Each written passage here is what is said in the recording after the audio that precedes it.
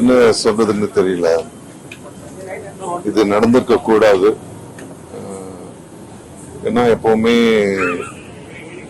ஆரோக்கியத்தை பத்தி கவலைப்படுற ஒரு ஆத்மா எனக்கு நிறைய அட்வைஸ் பண்ணிருக்காரு. நடக்கணும், தொப்பையை குறைக்கணும், கொஞ்சம் ஸ்மார்ட்டா இருங்க, நீங்க எல்லாம் ஆக்டர்ஸ் எல்லாம் சொன்னாரு. ஆனா இன்னைக்கு அவர் இந்த ஆக்சிடென்ட்ல போனது எனக்கு பெரிய அதிர்ச்சியா இருக்கு. மறுபடியும் சொல்ற மாதிரி இல்லை, உண்மையாகவே இந்த காலகட்டத்தில் ரொம்ப ரொம்ப முக்கியமான ஒரு ப்ரொடியூசர். அவருடைய காலகட்டத்தில் சினிமா கொஞ்சம் தொய்வா இருக்கும்போது புதுசா பல தொழில்நுட்ப கலைஞர்களை, பல இயக்குநர்களை கொண்டு வந்தாரு, புது புது கதைகளை. இன்னைக்கு சினிமா துறையில நிறைய பிரச்சனைகள் போயிட்டு இருக்கு, எல்லாருக்குமே தெரியும்.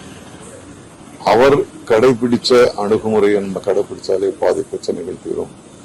அந்த அளவுக்கு அவர் திட்டமிட்டு ரொம்ப தெளிவா செயல்படுற ஒரு ப்ரொடியூசரா இருந்தாரு. அவருக்கு மரியாதை செய்யறது அப்படின்றது